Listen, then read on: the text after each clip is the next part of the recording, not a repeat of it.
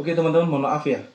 Tadi kita bicara masalah Undang-Undang Cipta Kerja. Saya sadari ini bahasan agak sedikit berat teman-teman, Undang-Undang Cipta Kerja ini karena banyak pro kontra, saya sadari.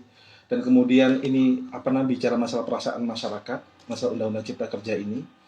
Sekali lagi saya menjawab sebagai proses hukum, politik hukum teman-teman. Adanya plus minus keuntungan kelebihan dari Undang-Undang Cipta Kerja ini.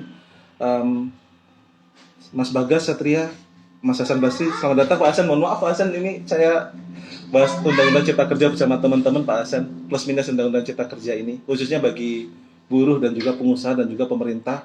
Karena di Undang-Undang Cipta Kerja ini, teman-teman yang saya sadari, kaget Pak, habis waktunya Mas Bagas, waktunya habis. Waktu kita 1 jam habis. Mas Bagas, teman-teman saya sadari mungkin pendapat saya bisa berbeda sama pendapat teman-teman yang lain. Kalau ini saya nunggu the disepsi Mas Ani ya, Mas Rizky ya. Pak Hasan tunggu bentar Pak Hasan ya, saya nunggu Mas Rizky dulu ya. Karena ini mau dengan teman-teman, saya nunggu bentar ya. Saya dengan teman-teman saya gunakan IG-nya di Sesio tapi gambar saya nggak muncul. Maka kemudian saya gunakan IG saya seperti ini gitu. Mas Rizky, sorry. Waktu 1 jam habis. Mas Rizky, ini Mas Rizky, mohon maaf ya. Saya sadar mungkin pendapat saya dengan teman-teman dosen yang lain itu juga berbeda. Di sini ada Pak Hasan juga gabung, nanti Pak Hasan bisa tanyain pendapatnya. Pendapat saya, ini sesuai persepsi saya setelah baca undang-undang ini Mas Rizky ya. Persepsi saya setelah baca undang-undang. Mungkin dari Pak Hasan atau Bu Ervina atau Prof. Faris punya pendapat lain, saya monggo. Atau Pak Freddy sebagai hukum ketenagakerjaan itu juga bisa bisa pendapat saya sadari pendapat saya mungkin bisa masih primitif ataupun kurang tajam, saya yakin seperti itu. Tapi ini adalah hal yang saya tangkap setelah baca undang-undang ini gitu. Saya tangkap undang-undang ini. Kemudian ada keuntungan dan kerugian. Kemudian ada peluang untuk bisa penyelesaian ada jalan seperti ini. Kemudian demo di DPR ternyata nggak efektif ya. Kenapa demo dari kantor presiden seperti itu? Kemudian undang-undang ini serikat pekerja dihapus ya, karena di ini pasangan itu upah itu bukan di bawah serikat pekerja kalau dulu pekerja. Maka maknanya bisa jadi undang-undang gaji kita buruh tadi ke depan sedikit gaji buruh adanya undang-undang ini Mas Rizky ya, perkiraan saya lebih sedikit dibanding sebelumnya.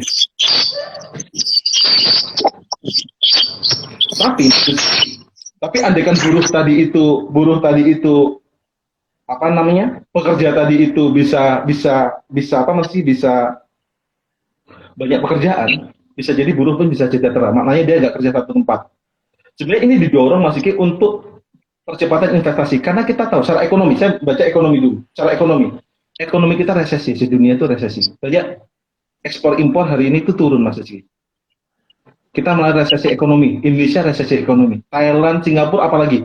Singapura Mas Kiki, Singapura itu negara kecil yang mana dia hidup dari bandara Changi, dari negara lain, dari ekspor impor. Akibat COVID-19, Singapura tidak ada orang datang ke sana. Tidak datang ke sana, dan kemudian setelah datang ke sana itu mereka tidak dapat masukkan negara Singapura karena ada COVID, mereka takut ke Singapura. Dan negara Singapura resesi. Maknanya iklim investasi dan impor itu berturun sekali. Indonesia pun resesi hari ini. Maknanya apa Mas Ziki? Banyak orang di PHK. Pikiran dari pemerintah itu, kalau saya tangkap adalah pemerintah itu ingin banyak pengusaha yang dari Cina itu masuk ke Indonesia dengan cara undang-undang ini kemudian diperlebar, agar investasi masuk, Mas Rizky. Namun kemudian memang ada beberapa pasal-pasal seperti upah, pesangon, kemudian masalah outsourcing, kemudian masalah outsourcing, upah, kemudian masalah perizinan dan lain-lain, itu memang di undang-undang ini yang jadi masalah. Maknanya apa teman-teman? Harapan kita undang-undang investasi tetap jalan, tapi hak buruh tidak dikurangi. Maknanya apa? Undang-undang ketenagakerjaan yang tadi saya baca itu, di undang-undang ketenagakerjaan itu paling sedikit gaji 1 bulan. Sedangkan di undang-undang Omnibus Law itu adalah paling banyak itu 1 kali gaji. Maknanya itu kan menguntungkan pengusaha, merugikan pekerja. Harusnya ini undang-undang ini diubah. Maksud saya Mas Rizky adalah, dengan segala hormat, teman-teman yang baca pendapat saya mungkin, dengan segala hormat, silakan undang-undang ini jalan, karena baca juga tebal. Nggak banyak juga paham juga orang-orang ini paham. Tapi dengan revisi-revisi juga. Bagaimana undang-undang ini jalan, tapi ada revisi yang tidak merugikan buruh. Mikir saya seperti itu. Saya sepakat kok. Investasi, Mas Rizky, saya sepakat Mas Rizky, investasi sebesar-besarnya, tapi tidak merugikan buruh. Pada dasarnya seperti itu. Kan kita, Mas Rizky sepakat nggak dengan adanya investasi? Banyak pengusaha hadir. Mas Rizky sepakat nggak? Halo Mas Rizky. Riz, kamu sepakat nggak dengan adanya orang investasi buka perusahaan di Indonesia? Maaf. Rizky, kamu sepakat nggak banyak pengusaha asing itu investasi di Indonesia? Kayak Toyota, kayak Semen Gresik, Semen Puger. Kamu sepakat nggak dengan ada investasi? Kan membuka lapangan pekerjaan. Kamu sepakat nggak? Kita bisa ada beberapa aspek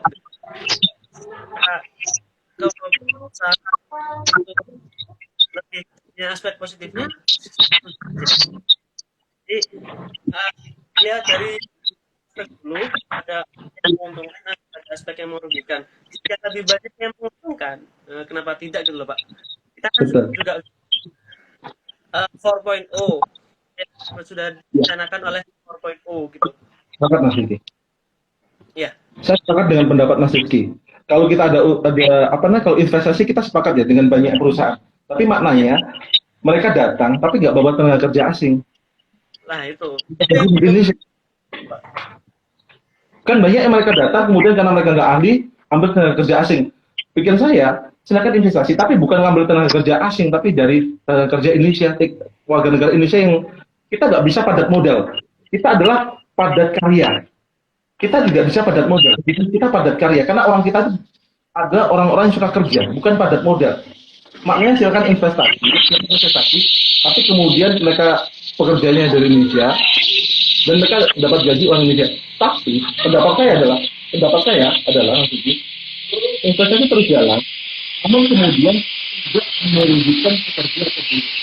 Tidak ambil tenaga kerja, tetap upah pasangan kita ikut undang-undang ketenagakerjaan sebelumnya, undang-undang 2003 Mas Rizky.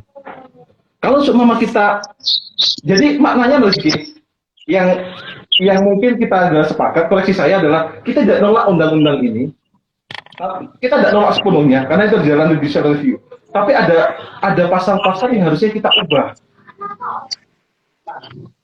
Ada pasal-pasal yang masalah merugikan buruh itu kita ubah. Bagaimana buruh mendapatkan win-win solution, sama-sama untung gitu loh.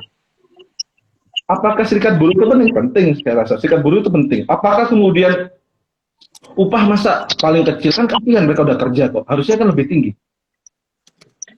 Kemudian masalah outsourcing. Bagaimana orang itu bukan outsourcing seumur hidup, tapi mereka itu bisa kerja, Mas Rizky. Bisa kerja, bisa jadi pekerja tetap, karena seperti itu kalau dia bagus. Sebenarnya kalau kita adanya undang-undang ini kita kita ambil plus minus dengan kita ada perubahan tadi, insya Allah sama-sama untung kok. Masih kesepakatan investasi kan? Bapak. Tapi kemudian jangan ambil tenaga kerja asing gitu, jangan ambil tenaga kerja asing, jangan kemudian uangnya itu dibawa ke luar negeri, jangan, tapi dibuatlah bisnis di Indonesia gitu loh. Dan jangan juga karena kita 4.0 kita itu kemudian pekerja kita itu dalam bidang bisnis khususnya itu dirugikan. Bagaimana kita bisa mensejahterakan daerah kita gitu loh, sejahterakan daerah kita. Karena kita butuh bekerja, betul Mas. Saya sadar, nggak semua orang jadi pengacara, nggak semua orang jadi PNS, nggak semua orang jadi buruh gitu kan. Maknanya kan kita bagaimana investasi terus jalan, tapi tidak merugikan buruh, gitu. Tidak merugikan buruh. Dan kemudian mereka juga sejahtera, harapan seperti itu. Itu koreksi saya Mas Diki, koreksi saya.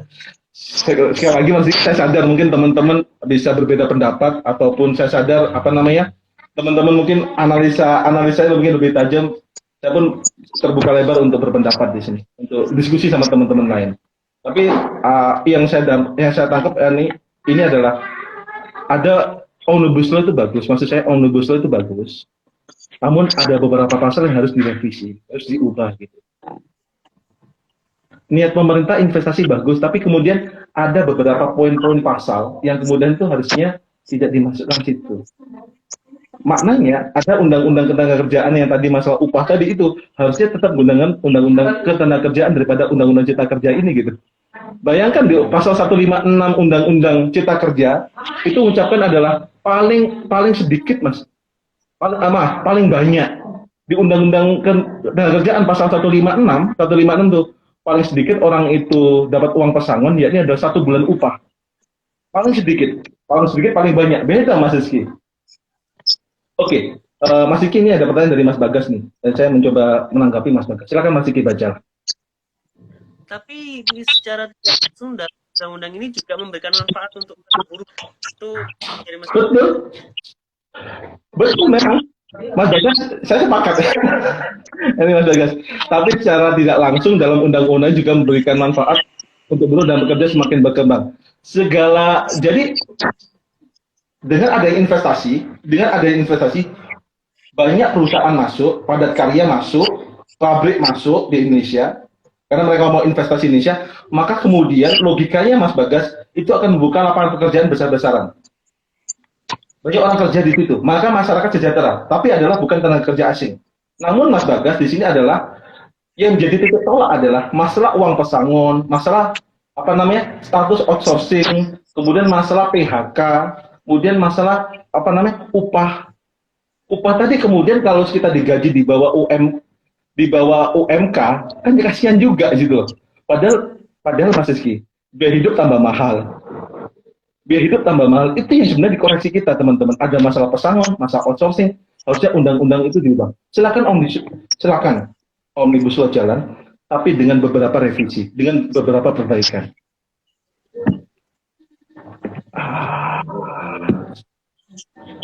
Itu Mas Rizky ya? Ya. Enggak. Jadi kalau Ini Bang. gimana Mas Rizky? Atau ada tambahan lagi? Oke, ada tambahan teman-teman. Makasih Mas Rizky atas masukannya di sini. Kita tahu hari ini antara eksekutif sama legislatif itu sudah sepakat. Bisa jadi yudikatif juga sepakat. Baik Mahkamah Konstitusi dan Mahkamah Agung bisa jadi sepakat. Dan rakyat kita demo dengan ketidakpuasan ini. Para profesor guru besar juga demo. Dan kemudian para gubernur berekomendasi, beri pendapat, DPRD beri pendapat terhadap presiden. Tapi pertanyaan saya, itu aspirasi apakah presiden itu mengiyakan, saya nggak tahu. Yang saya tangkap ya ini adalah kalau kamu nggak percaya dengan eksekutif ya jangan dipilih lagi waktu pemilu 2024 nanti, atau pilkada hari ini 2020 9 Maret tuh. Kalau kamu nggak yakin dengan bupati sekarang ya udah jangan dipilih lagi, itu masuk pilihan politik situ. Pilihan politik. Namun di sini adalah itu merupakan will politik di sini, will politik yang digelungkan oleh Pak Presiden waktu Presiden jadi dengan adanya undang-undang Omnibus Law ini. Itu will politiknya Pak Jokowi waktu pertama kali pidato 2019 yang hari ini menjadi Omnibus Law itu di Istana Negara. Pak Presiden berpidato seperti itu teman-teman. Maka konsepnya hari ini adalah secara politik silakan tidak pilih. Namun dalam kita sebagai kita sebagai mahasiswa, saya nangkap sebagai mahasiswa, pelajaran kita yakni adalah kita dididik untuk sebagai pengusaha. Sebenarnya kita didik sebagai pengusaha, kita didik sebagai wira swasta. Dan kemudian bagaimana kita untuk bisa tidak punya satu skill, ini banyak skill. Pelajaran seperti itu. Kedua yakni adalah pro kontra tadi, masalah orang yang buruh setuju, buruh pasti dirugikan karena bicara masalah buruh. Kemudian buruh bisa apa? Karena serikat buruh sudah dihapus. Dan pengusaha sudah jalankan ini. Bisa jadi maknanya Mas Rizky adalah ada omnibus law lain. Ke depan mungkin tidak cuma omnibus cipta kerja, tapi ada omnibus mungkin masalah pilkada, omnibus masalah yang saya baca ada namanya omnibus perpajakan. Karena pajaknya Netflix, pajaknya Google, pajaknya Facebook itu belum diambil Mas Rizky. Informasi yang saya dapat ada namanya omnibus pajak di situ. Itu pun hari ini masih digodok pemerintah. Omnibus cara. Omnibus itu cara dari legislatif dan eksekutif buat undang-undang. Tapi kemudian cara kita sebagai pengusaha, cara kita sebagai mahasiswa menanggapi ini yang itu yang penting. Maka Mas Rizky, dunia sudah berubah dan kita harus beradaptasi.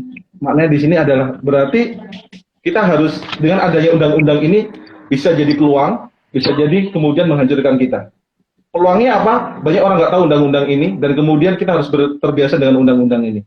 Tantangannya adalah apakah undang-undang Omnibus Law Cipta Kerja ini mensejahterakan masyarakat? Itu yang saya masih belum tahu. Apakah dengan adanya undang-undang Omnibus Law Cipta Kerja ini, apakah mensejahterakan masyarakat? Itu ya, saya nggak tahu Mas Rizky. Itu yang pro kontra Mbak Arvina. Mbak Arvina itu ya, mungkin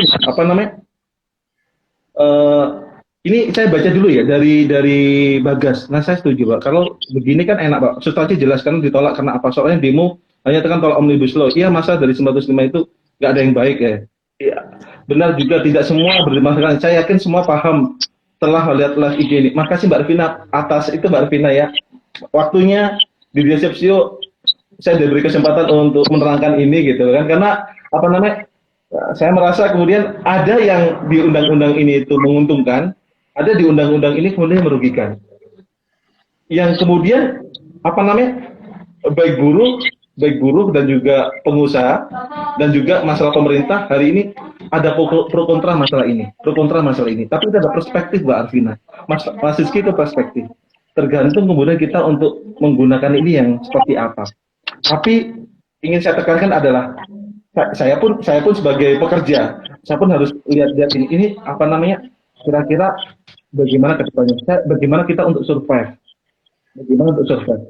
Dan tambahan Mas Diki, banyak teman saya itu yang di PHK Mas Diki. Banyak teman saya di PHK Mas Diki hari ini. Iya, Pak. Gojek gak laku Mas Diki. Tani hancur Mas Diki. Sorry Mas Diki ya, saya petani. Hancur. Harga terong, harga jagung kalah dengan pupuknya Mas Diki. Kalau dengan pupuknya kita hidup di masa-masa yang agak susah hari ini. Kata ada Covid ini kita ada resesi ekonomi yang cukup besar. Sudah cukup resesi besar. Yang terpenting bagaimana hari ini kita berusaha untuk bisa survive, bagaimana untuk kita bisa bisa menyikapi ini dengan bijak gitu. Please hindari kerumunan dulu. Kita nggak tahu orang dekat kita tuh punya COVID apa enggak gitu loh. Hindari kerumunan. Hati-hati gitu, COVID-19 karena itu COVID belum selesai ya Mas Alfi, halo Mas Alfi gitu. Itu ya, Rizky ya, ada plus minus. Tapi harapan kita bagaimana kita menyikapi ini dan bijak teman-teman. Maksud saya adalah demo silakan tapi jangan merusak.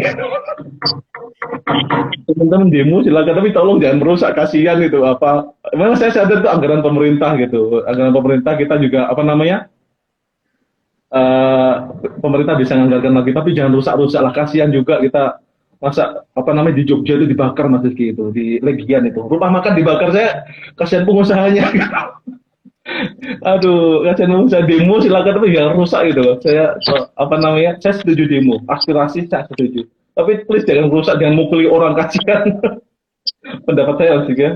Kalau ada teman-teman aktivis dengarkan saya mohon maaf, itu pendapat saya pribadi. Saya nggak lihat saya nggak mengucapkan organisasi mana, tapi itulah pendapat saya teman-teman, jangan rusak, kasihan gitu. Jangan juga Bu Risma marah-marah betul.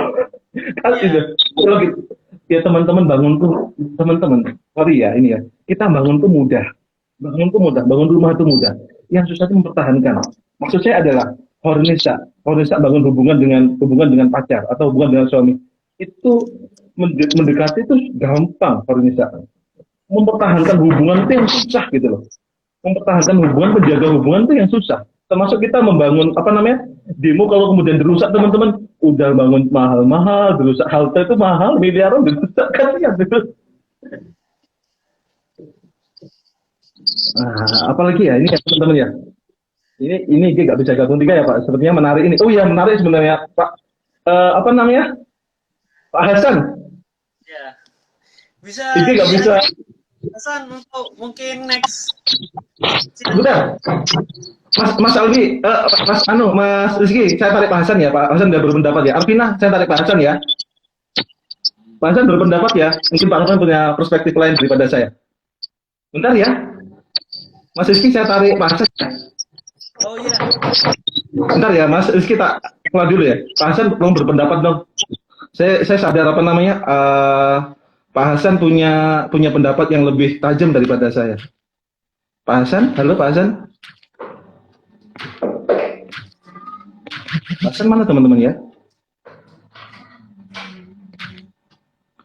Eh, Pak Hasan Ahmad ya, Pak Hasan tolong join dong. Tahu teman-teman ya, bentar sekali. Mohon maaf Pak Arvina, saya narik Pak Hasan dulu. Kok nggak ada Pak Hasan teman-teman ya?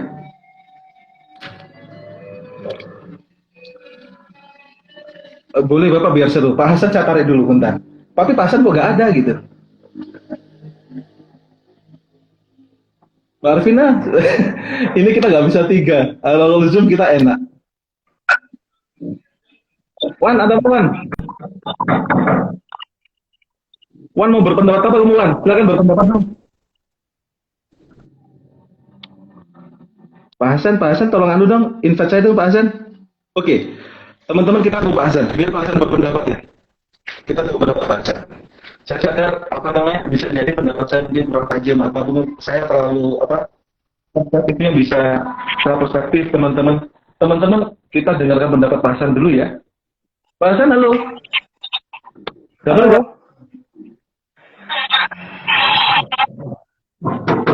Halo Pak Basuki. Gambarnya nggak ada nih. Oh, gimana caranya ini ya? Nggak apa-apa lanjut aja Pak. Keluar. Nggak apa-apa Bisa keluar gambar. Iya, keluar gambar ini. Saya invite lagi kah? Kayak ini Oke. Gabung Pak Hasan sudah siap Pak Hasan. Oh, siap. Ya. Makasih. Pak. Ada adik-adik dari The Disip Sasio yang teman-teman diskusi hukum. Pak Hasan, saya waktu tempat berikan Pak Hasan untuk memberikan pencerahan masalah undang-undang Omnibus Law ini. Silakan Pak Hasan. Oke, ini masih cari spot yang bagus buat menangkap sinyal ini Pak Bas. Iya, mohon maaf ya saya tadi diskusinya agak pro kontra gitu loh. Pak Hasan monggo mungkin bisa memberikan pencerahan. Oh, oke, baik. Jadi ya saya masih belum mempelajari itu tentang undang-undang Cipta Kerja tersebut karena halamannya di samping sangat tebal sekali ya, 900 sekian halaman. Kemudian waktunya nggak ada Pak. Jadi di pasca itu saya disibukkan oleh kualifikasi ujian program Doktor S3. Jadi banyak sekali karena sekarang itu musimnya online ya, jadi mereka mahasiswa S3 diberikan kemudahan untuk melakukan ujian online sehingga banyak yang mendaftar. Jadi membludak, saya tidak sampai-sampai waktu mengajar saya itu terbengkalai oleh tugas administrasi di program doktor di Pasca Sarjana YAIN Jember. Nah, oke. Jadi saya berpendapat gini aja, untuk melakukan penyampaian aspirasi itu sangat konstitusional sekali dan itu dilindungi ya oleh undang-undang, tidak apa-apa. Tetapi saya pribadi berpendapat ini terlalu tergesa-gesa bagi rekan-rekan mahasiswa sekalian. Karena kenapa? Untuk mempelajari sekian banyaknya itu ya perlu pendalaman yang lebih tajam lagi ya. Tetapi juga kalau tidak segera dilakukan demo atau penyampaian aspirasi, seakan-akan DPR dan pemerintah ini menganggap wah ini rencana yang mulus sekali gitu ya. Jadi ada dualisme kira-kira permasalahan tadi. Baik, karena saya tidak membaca teks dari Undang-Undang Cipta Kerja tersebut. Jadi, halo Pak Bas, jadi suara saya bisa terdengar dengan baik? Baik Pak, jelas Pak. Jelas Pak Hasan, jelas sekali. Oke, jadi saya mengambil dari dua versi ya. Ada dari versinya buruh, kemudian ada versinya pemerintah. Kemarin Pak Jokowi itu melakukan telekonferensi, kemudian yang didahului sebelumnya oleh Menko Polhukam Prof Mahfud ya. Jadi mungkin saya menangkapnya begini. Saya tinjau dari hukum acaranya ya. Jadi untuk membatalkan adanya undang-undang tersebut, Tentunya yang pertama seperti Bapak Basuki katakan tadi melalui judicial review dengan cara melalui eksekutif, yaitu dengan cara presiden mengeluarkan perpu. Kemudian yang kedua, atau bisa dibahas lagi di DPR. Ini judicial review melalui lembaga legislatif. Tetapi itu tidak mungkin karena ini sudah disetujui bersama. Oke, sekarang satu-satunya cara adalah tinggal kita melakukan judicial review itu ke Mahkamah Konstitusi. Di sini di dalam melakukan judicial review, nah itu ada dua yang bisa kita tempuh ya. Kita akan melakukan pengujian undang-undang itu secara formilnya. Nah ini dibatasi waktu 45 hari dari pengundangan undang-undang tersebut. Kemudian kita bisa melakukan uji materinya. Nah peluangnya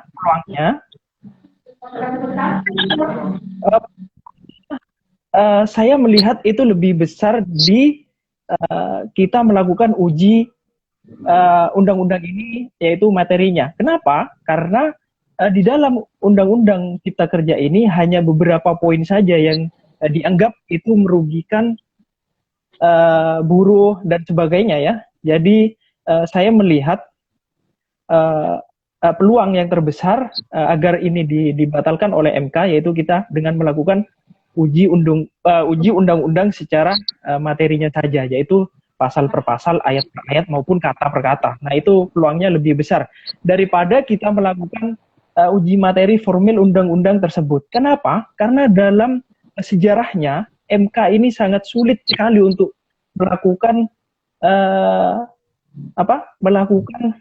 penilaian terhadap proses pembuatan undang-undang tersebut. Nah, seperti misalkan tempo hari itu ada undang-undang KPK ya yang pengujian formilnya itu tidak dikabulkan. Nah, hal ini semestinya yang saya baca di dalam bukunya Prof. Jimli Siddiqi itu kemarin yang sempat ditanyakan oleh Bu Ervina itu Pak Basuki, jadi seharusnya Indonesia, yaitu khususnya Mahkamah Konstitusi Republik Indonesia, itu sudah lebih memprioritaskan pengujian uji formil sebuah undang-undang. Kenapa? Karena dia sebagai kontrol, pengawas terhadap berjalannya sistem demokrasi di negara kita.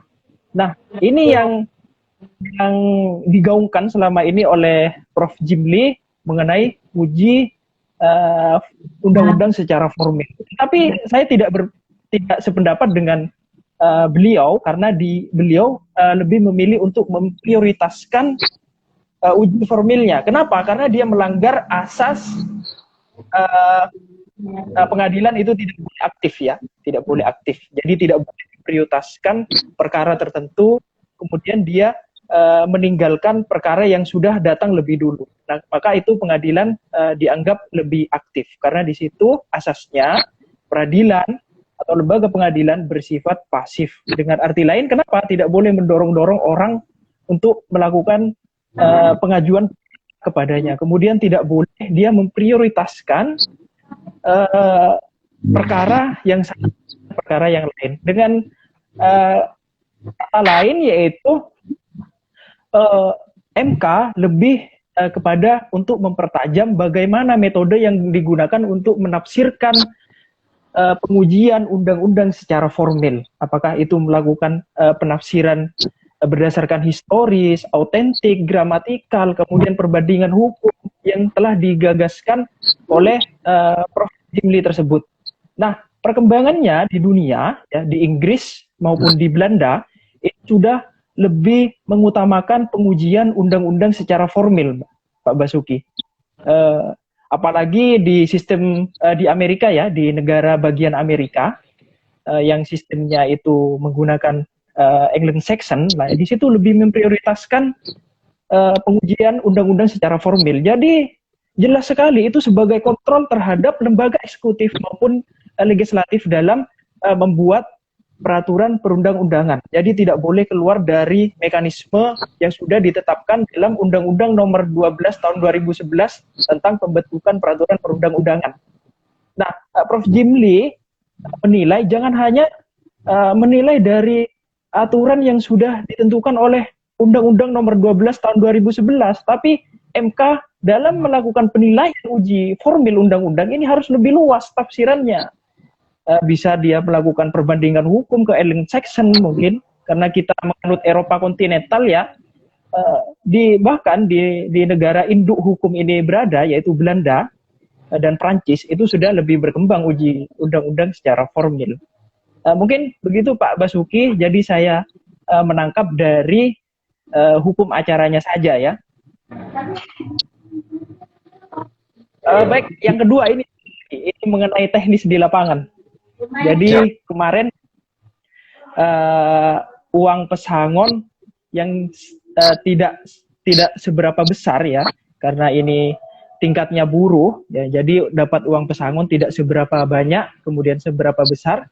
Nah, penyelesaian sengketa jika terjadi sengketa PHK kemudian di situ ada tuntutan pesangon, nah ini tidak jelas mengenai batasan waktu untuk menyelesaikan sengketa tersebut. Jadi buruh ini tidak mendapat kepastian hukum. Nah, saya contohkan perkara di pengadilan niaga yang itu omsetnya ratusan miliar saja ya.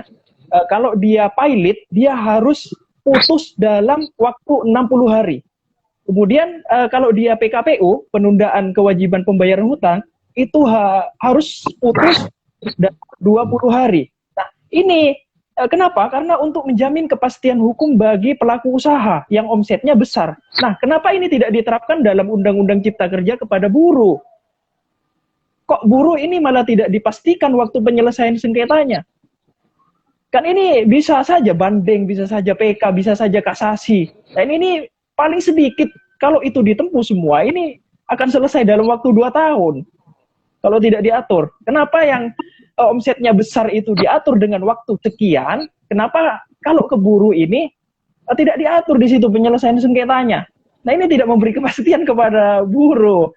Yang saya kira kalau untuk membayar fee pengacara seorang advokat saja, ini lebih besar fee advokatnya daripada uang yang dituntut di pengadilan untuk diselesaikan. Saya kira begitu Pak Basuki. Jadi mohon maaf kepada Mas moderator tadi, Mas Rizky, ya. Mohon maaf karena saya sepintas tadi mengikuti perbincangan di antara para ilmuwan ini, jadi saya tertarik untuk ikut nimbrung. Jadi kemudian tidak bisa IG itu gabung bertiga ya. Saya juga agak gaptek masalah teknologi. Mungkin itu saja Pak Basuki, kurang lebihnya mohon maaf ya. Saya persilakan untuk Mas moderator bergabung kembali dan saya izin untuk menyimak dari balik layar saja. Oke? Kurang lebihnya mohon maaf. Assalamualaikum warahmatullahi wabarakatuh. Pak Hasan bentar. Iya. Teman-teman ada pertanyaan untuk Pak Hasan nggak? Teman-teman ada pertanyaan untuk Pak Hasan nggak di sini? Dari Arvina kita dibatasi sampai jam setengah 6. Ada pertanyaan nggak teman-teman untuk Pak Hasan? Mungkin kalau ada pertanyaan bisa tulis di kolom komentar ya. Karena yang lebih ahli hukum acara Pak Hasan, saya nggak ahli hukum acara. Pak Hasan. Jadi, oke. Uji formil di MK masih ditolak ya. Karena memang yang pertanyaan Bu Arvina waktu ke Dr. Wahidudin Adams, waktu saya jemput beliau di bandara tahun kemarin, beliau juga bahas masalah itu Pak Hasan. Masalah yang beliau menanyakan di undang-undang nggak ada itu, di undang-undang MK, hukum acara MK itu uji formil itu nggak ada. Ada uji material gitu. Maka dari itu setiap ada orang-orang mengajukan uji formil, hakim MK mesti nolak karena pedoman hukum acara nggak ada kata beliau waktu itu seperti itu Pak Hasan. Termasuk masalah partisipasi. Undang-undang harus ada partisipasi publik yang cukup banyak. Oke. Partisipasi publik itu susah dihitung. Apa cuma orang 10 apa Indonesia? Kalau partisipasi publik itu masyarakat Indonesia, nggak jadi-jadi tuh barang nggak jadi-jadi tuh undang-undang. Iya. Salah satu tolak ukurnya mungkin itu ya, yang dimaksud dengan uji publik ini, uji publik yang bagaimana? Ini masih memenuhi beberapa multitafsir ya. Apakah dari sekian juta penduduk Indonesia itu sekian persen yang harus mewakili presentasi uji publik tersebut? Nah, itu masih belum jelas diatur. Tetapi begini Pak Bas, saya berpendapat ya, karena Mahkamah Konstitusi ini sebagai lembaga yudikatif, yang dia telah diberikan kewenangan oleh Undang-Undang Dasar, maka berlaku asas bagi hakim ya ius carina novit. Apa itu ius carina novit? Hakim dianggap segala tahu peraturan perundang-undangan dan hakim wajib mengisi kekosongan hukum jika terjadi kekosongan hukum. Nah, saya kira ini bukan sebuah menjadi alasan apakah itu tidak ada dasar hukumnya. Nah, hakim itu berhak menggali, menemukan hukum dengan cara metode yang sudah dijelaskan kemarin oleh Bapak Dr. Wahiduddin Adam ya. Jadi kalau berbicara tentang landasan hukum ini saya kira itu masalah kecil lah. Karena hakim di situ berhak untuk menggali, menemukan jika terjadi kekosongan hukum. Nah, oke. Jadi yang ingin saya tanyakan sebenarnya kemarin, karena saya tidak mendapat giliran ya, kemudian tidak mendapat kesempatan untuk bertanya. Nah, yang akan saya tanya, Maaf, saya udah bilang Pak Solikul, Pak Ahmad Hasan Barsya sama Pak Yamil Yuris. Saya tulis ke Pak Solikul. Ujuk-ujuk Pak Hasan di tengah jalan kemudian Bu Ardina, Pak Yamil Yuris sama itu yang dari Yunus Abdurrahman Saleh, Nabi Laksono, Pak. Saya nggak ada sini, saya mohon maaf. Tidak apa-apa Pak Bas. Jadi hanya ingin kemarin yang saya tanyakan mungkin substansinya agak sama dengan Bu Ervina. Lantas ingin saya pertegas saja. Ya mungkin sudah dijawab oleh Bapak Wahiduddin Adam. Tapi saya ingin mempertegas apakah gagasan Prof. Jimli tersebut sudah dilakukan di Mahkamah Konstitusi. Nah, saya kira itu tidak akan dijawab. Karena kenapa? Karena beliau sekarang masih hakim aktif di Mahkamah Konstitusi dan itu berkaitan dengan kode etik ya. Jadi tidak boleh menyampaikan sesuatu yang sangat mungkin dirasa inti pada diri hakim itu tidak boleh disampaikan ke publik. Nanti publik menilainya bahwa hakim ini tidak mempunyai integritas dan tidak mempunyai karakter yang disebut Pak Basuki kemarin sebagai seorang negarawan. Siap, Okay. Pak Hasan. Siap. Jadi saya ingin nanti teman-teman Arvina, saya kalau berdiskusi Pak Hasan menarik sekali. Pak Hasan, saya makasih udah gabung di IG Live saya. Dan maaf kalau saya ada karena saya mohon maaf. Kalau kayak itu saya ini harus belajar banyak dari Pak Basuki. Sudah membaca undang-undang Omnibus Law ini gimana caranya ini punya waktu itu. Hebat sekali. Pusing baca undang-undang gini saya dari pasal loncat-loncat.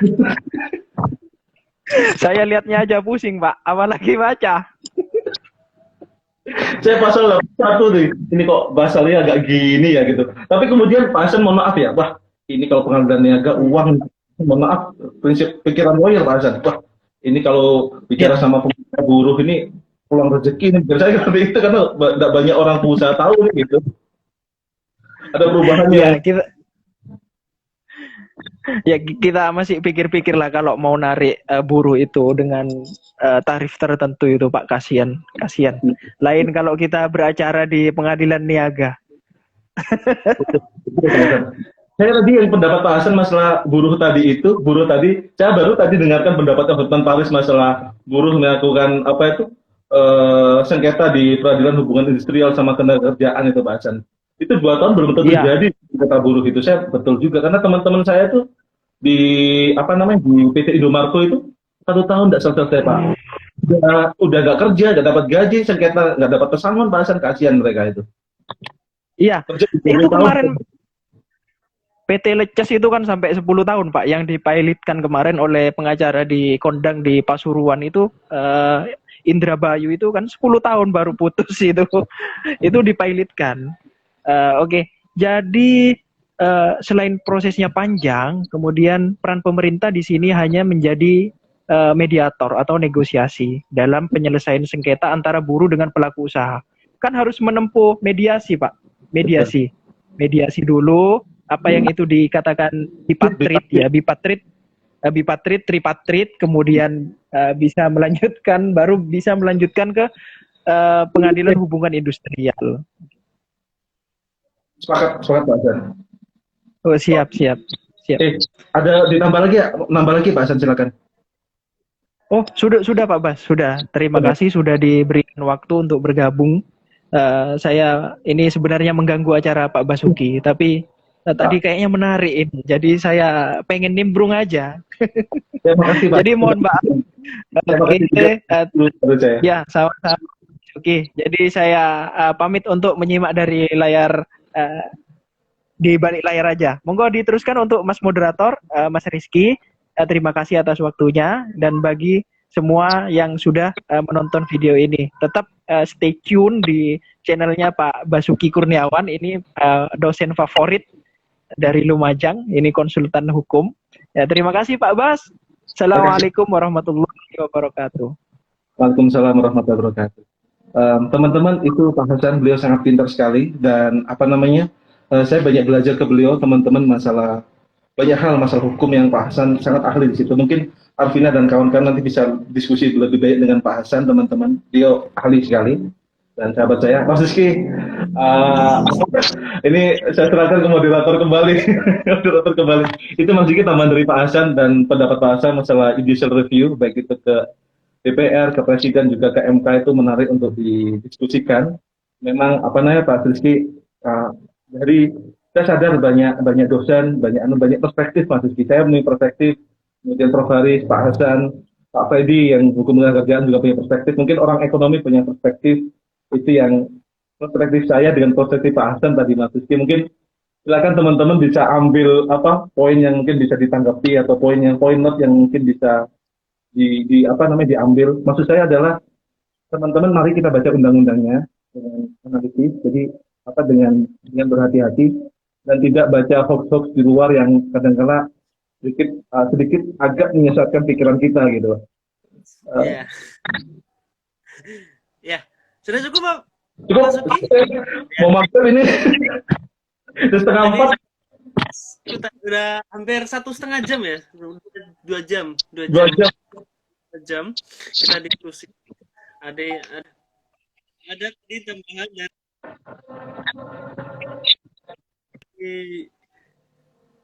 Pak siapa tadi Pak? Maaf. Pak Hasan, Ahmad Hasan Basri. Pak Hasan. Jadi tadi Pak Hasan turut bergabung memberikan sumbangsinya. Jadi pertama-tama saya ucapkan terima kasih dulu kepada Pak Basuki. Lalu tadi ada tambahan dari Pak Hasan. Ya, sudah ikut nimbrung di diskusi kali ini. Lalu poin yang bisa saya sampaikan adalah Omnibus Law ini adalah salah satu cara dari pemerintah untuk memajukan perekonomian negara. Namun ada beberapa pasal yang tidak disetujui oleh rakyat. Jadi bisa ada 2 cara, yakni judicial review ke MK dan penerbitan Perpu oleh Presiden. Itu mungkin poin yang paling utama di diskusi kali ini. Sebelumnya saya ucapkan terima kasih kepada teman-teman yang sudah bergabung di live Instagram The Distetio sama di Instagram Pak Basuki. Terima kasih Pak Basuki. Terima kasih Pak Hasan. Ya sudah menyampaikan materi tentang Omnibus Law kali ini. Ya, mungkin bisa dikasih. Wassalamualaikum warahmatullahi wabarakatuh. Terima kasih teman-teman. Terima kasih. Saya tutupi dulu kalau gitu ya. Mau maghriban. Mohon maaf kalau ada kesalahan. Mas, makasih Pak Moderator. Mohon maaf kalau ada kesalahan. Assalamualaikum warahmatullahi wabarakatuh. Terima kasih teman-teman. Sama-sama. Saya tutup dulu teman-teman ya. Makasih. Mas Bagas, makasih. Iya.